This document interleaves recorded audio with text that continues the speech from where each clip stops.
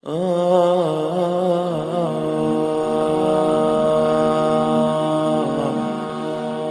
کریم صلی اللہ علیہ وسلم کی عمر جب 35 برس کے قریب ہوئی، 32 سے 35 برس کے درمیان، تو کیا ہوا؟ خانہ کعبہ کی تعمیر نو کا قریش مکہ کو خیال آیا۔ وجہ سیلاب آ گیا، سیلاب کی وجہ سے خانہ کعبہ بڑا، اس کی دیواریں کمزور ہو چکی تھی، چھت اس کے اوپر موجود نہیں تھی۔ خیال آیا، اور دیکھیے آپ نے بہت سی نصابوں میں اور خطباء علماء سے یہ بات سنی ہوگی کہ عرب معاشرہ بڑا ذبح حالی کا شکار تھا، بڑا افسوسناک صورتحال تھی۔ نیک لوگوں کے بت بنائے ہوئے تھے، لات منات عزا کے، حتیٰ کہ حاجیوں کو وہ پانی گھول کے بیچارہ پلایا کرتا تھا، اس کا بھی بت بنا لیا اور اس کی بھی پرستش شروع کر دی۔ یہ حالات سارے آپ کے سامنے ہیں۔ لیکن خانہ کعبہ کی تعمیر کی باری آئی تو قریشی سردار اکٹھے ہوئے، اور انہوں نے کیا کہا کہ یہ تعمیر ایک مقدس گھر کی ہے، ہم آپس میں حلفاً عہد کرتے ہیں۔ حلفاً عہد کرتے ہیں کس چیز کا؟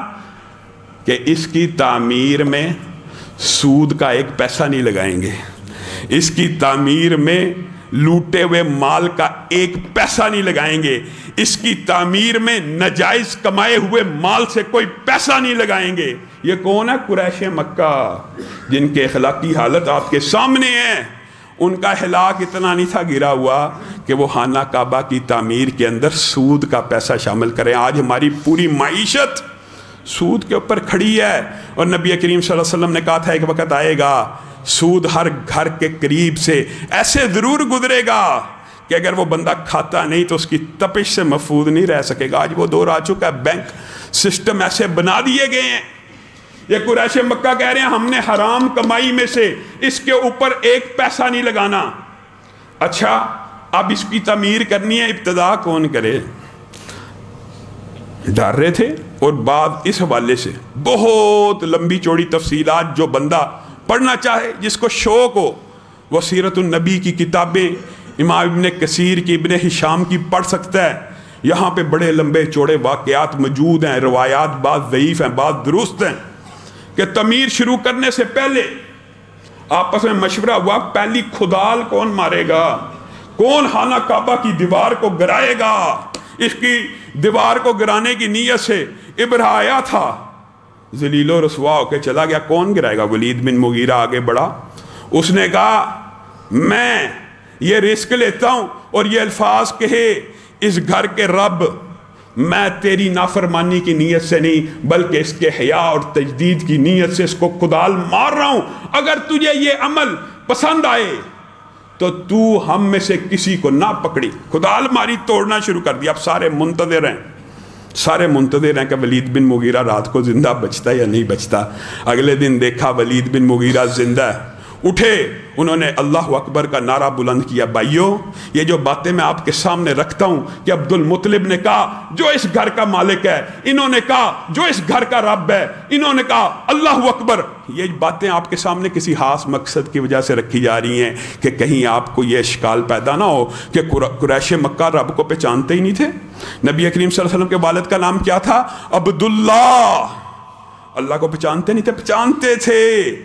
اللہ کا تعارف موجود تھا، اللہ کی صفات باز کے قائل تھے، اللہ کے گھر کو حرام پیسے سے نہیں تھے بنانا چاہتے۔ ہاں، جو بیماری تھی وہ آپ کو پتہ ہے، وہ آپ کے علم میں ہونی چاہیے کہ اللہ کے علاوہ مانگنے کے لیے اور اولیاء اللہ کے بت بھی بنائے ہوئے تھے۔ یہ ڈیفرنس ہے۔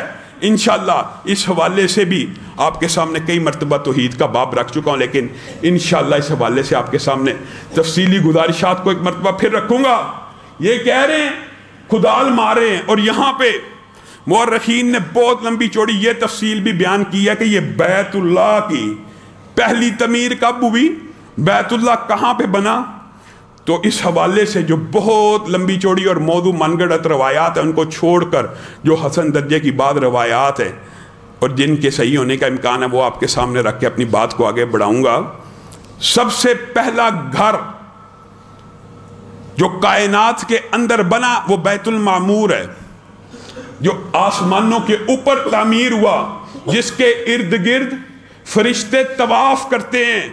70,000 سے زائد فرشتے ایک وقت میں طواف کرتے ہیں، اس کی لمبائی چوڑائی واللہ عالم کتنی ہوگی، لیکن ایک مرتبہ جو فرشتہ طواف کر لیتا ہے پھر قیامت تک اس کی باری نہیں آتی۔ یہ اللہ رب العزت کے لشکر ہیں، یہ اللہ رب العزت کے جنود ہیں، یہ اللہ رب العزت کی پیدا کردہ مخلوق ہے جس کی تعداد کا میں اور آپ اندازہ نہیں کر سکتے۔ ہم اس دنیا کے اوپر چند گنتی کے محدود بندے، یہاں کی چدراہٹ، یہاں کی ساری اجارہ داری، یہاں کی بادشاہتوں میں مگن ہیں۔ وہاں پہ ایک فرشتہ جب طواف کر لیتا ہے، پتہ نہیں کتنے ہزار سال قبل وہ بنا، جب سے طواف کیا دوبارہ اس کی باری نہیں آئی۔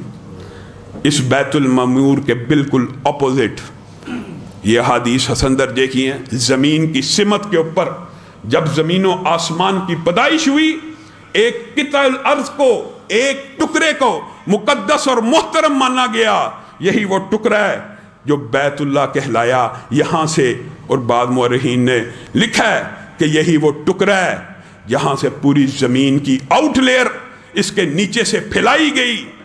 یہ لمبی چوڑی تفصیلات ہیں، مختصر آپ کے سامنے رکھ رہا ہوں۔ پھر اس بارے میں بڑا لمبا چوڑا اختلاف ہے کہ اس کی تعمیر آدم نے سب سے پہلے کی کہ ابراہیم نے سب سے پہلے کی، اور قرآن پاک کی آیات، احادیث اور بعض اسرائیلی روایات سے جو میرا اس میں علماء کا اختلاف موجود ہے، میرا ذاتی رجحان یہ بنتا ہے ان اول بیت وضع للناس، سب سے پہلا گھر اس زمین کے اوپر جو اللہ نے بنایا وہ مکہ المکرمہ میں بنایا، اور ابراہیم سے پہلے بھی اللہ کے بندے موجود تھے، اس لیے وہ روایات حسن درجے کی معلوم ہوتی ہیں جس میں حضرت آدم کے بارے میں یہ بات موجود ہے کہ انہوں نے یہاں پر آ کے فرشتوں کی رہنمائی کے ساتھ ایک چار دیواری ہلکی سی کی اور اس گھر کو مقدس اور محترم بنایا۔ گویا یہ گھر حضرت آدم سے موجود ہے، اور حضرت آدم نے سب سے پہلے دنیا کے اوپر اس کی بنیادوں کو استوار کیا۔ اس کے بعد اس کی تجدید نو کے مختلف واقعات ہیں، لمبی چوڑی تفاصیل ہیں، لیکن اس کو صحیح طور کے اوپر، صحیح بنیادوں کے اوپر، جن بنیادوں کے اوپر، جن سبز پتھروں کے اوپر آج بھی خانہ کعبہ کی بنیاد ہے، وہ سبز پتھر حضرت ابراہیم نے رکھے تھے۔ اور حضرت ابراہیم کی سیرت کے اندر ہم نے آپ کے سامنے یہ تفصیلی بیان کیا تھا، اپنے بیٹے کے ساتھ اس کی تعمیر نو کی، اس کی دیواروں کو اٹھایا، یہاں پہ نبی کریم صلی اللہ علیہ وسلم کی بعثت کی دعا کی، یہاں پہ مقام ابراہیم بنا۔ اسماعیل کو کیا کہا کہ پتھر لے کے آؤ نشانی کے طور پہ کہ یہاں تک پہنچ گئے، ایک پتھر رکھنا چاہتا ہوں۔ پتھر لے کے آتے ہیں تو سامنے حجر اسود پاتے ہیں، ابراہیم کہتے ہیں یہ جبریل امین نے جنت سے لا کے دیا ہے، اور اس حوالے سے بھی بڑی لمبی چوڑی روایات موجود ہیں کہ اس کا رنگ سفید تھا، بعد میں دنیا کے اندر آتے ہی یہاں کی گناہوں کی آلودگی کی وجہ سے یہ کالا ہو گیا۔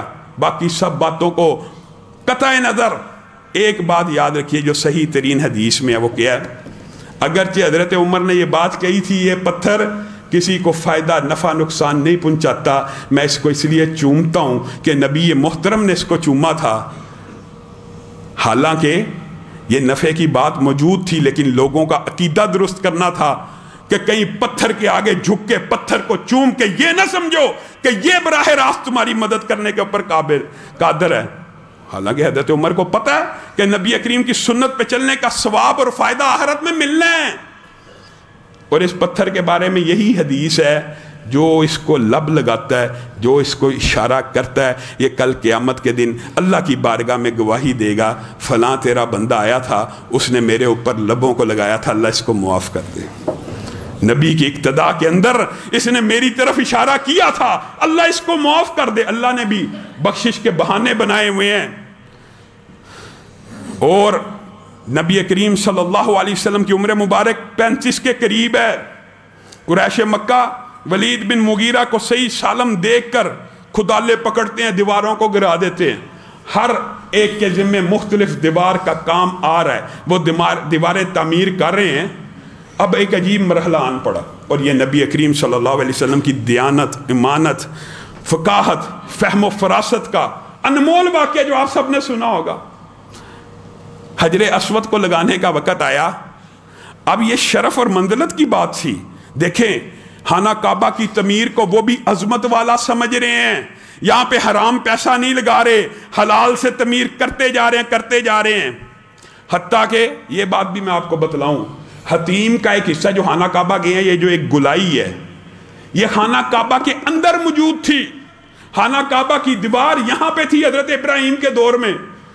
قریش مکہ کے پاس سارا حلال فنڈ جمع کر کے اتنے پیسے نہیں تھے کہ اس دیوار کو بھی خانہ کعبہ کے اندر شامل کر لیتے، اتنے پیسے نہیں بچے، حرام استعمال نہیں کیا۔